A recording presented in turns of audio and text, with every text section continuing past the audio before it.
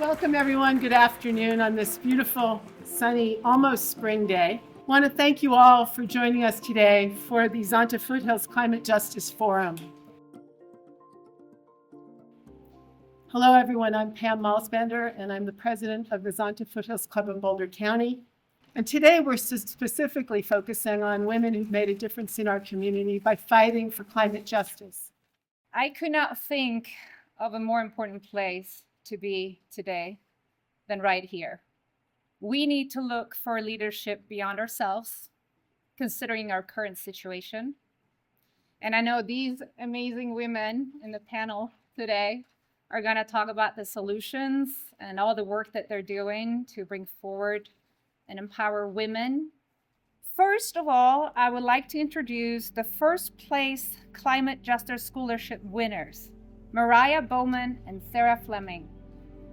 Thank you so much for coming. My name is Mariah, as you heard, and this is my friend Sarah, and we're really grateful to be here with you today. And we're so grateful for Zonta and the scholarship that we received, because without it, like a lot of women, we would have been doing our labor unpaid. So we are super grateful for the monetary support, but also for the acknowledgement.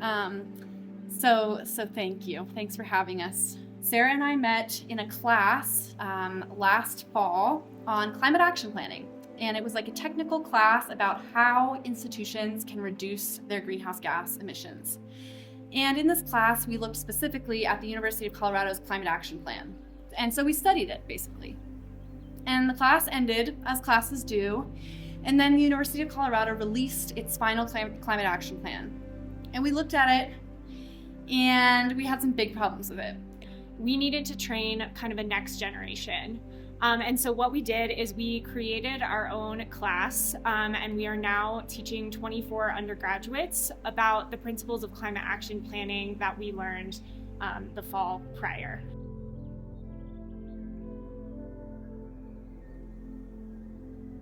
Your climate change can be really overwhelming. There can be a lot of gloom and doom, but becoming connected, I worked with other women, both Sarah and Mariah, as well as the Zonta chapter in Boulder, really helps give hope. And you see that people are really willing to step up with whatever they have, right? Like their time, their resources, their energy to do what's needed for climate and for social justice, which is really inspiring and hopeful to me. Besides the monetary reward, the appreciation has been really nice. And I think what's been nice about it is that it's been kind of intergenerational. We're a group of young women, and Zonta is a group of women who are much older than us. And so to have a group of women who are established and who know a bit better how the world works, gave us the safety of their appreciation and to cheer us on has been a huge deal. So thank you.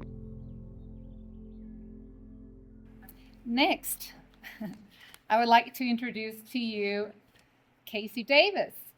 Thank you. It's really cool to be here and be part of this gathering of people. Something that I'll talk about is that I think what's so important is gathering community from all these different backgrounds, and this is such a good example of that. So it's really, really cool to be here.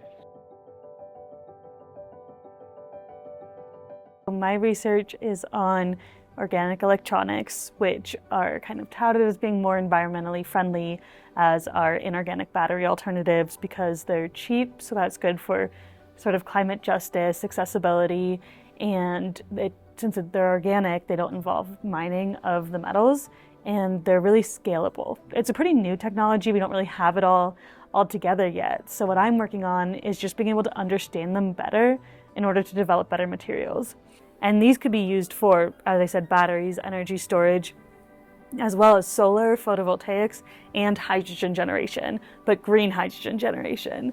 And then the other part of my PhD that's a bit more applied to climate justice is trying to figure out how we can integrate energy justice into STEM academia and how we can convince scientists it's important and include it in the future. These are all things that are under attack right now from the DOE in particular, which is what I'm totally funded off of. We're trying to figure out how we can get around that and speak about our science and our work in a way that's accessible and interesting to everyone. As I've said, I really love science, and I think it's important. I think that energy storage in particular is so important to solving climate change, but I also think that we can make all the science that we want, and if it's not being implemented at all or implemented in a just way, then it doesn't really matter. Science often follows policy. We kind of have this idea that scientists are just working on whatever we need and that they'll make whatever we need for us, but if there's not money for something, scientists are not doing it. So if we can get the policy in place and let scientists do their thing, as well as the policy in place for all these other climate solutions that we need, I personally believe that's much more impactful on climate change. And I think after spending 5 years in a really fundamental science field, it's really important to me to feel like I'm working on the front lines of this problem. I'm not allowed to say climate justice is part of my work really anymore. So having this scholarship and this forum and this community of people who are really focused on climate justice and climate justice for women in particular is just so good for the soul. And I think that's, to me, even more important than the money, is just to be part of something like that. Thank you to our climate scholars. I think you'll all agree that the work they're doing inspires me, and I hope it inspired all of you to have some hope for the future. We have some strong leaders who are really putting themselves out there to make change. I just want to encourage everyone here, because you're here because you care about this topic, to think about the conversations that you can have in the community anywhere, but especially with people who may not automatically want to come to a panel about this topic. Instead of environmental justice, just about prioritizing communities that need help. Or instead of climate change, talking about extreme weather and what we can do about it. Because this is our chance to refocus and re-engage and try and reach people who may not otherwise be there, because the planet depends on it. There are a lot of demonstrations at the Capitol all the time, and there's been 2 this past week. One that was focused on science, but then there was another one focused on everything you were angry about. Go out and demonstrate. Those of us who are lucky enough to live in the United States have a responsibility to push this place to do better, and to do better by our neighbors on the other side of the globe. And we have so much power here that other folks don't. People who we will never see and we will never meet do not have the same kind of voice and opportunities to change their government and to change who is emitting, because it's us. We're emitting. I was reminded of a quote by Ruth Bader Ginsburg. She said, "We are not asking men for any favors. We're asking them to get their feet off our necks."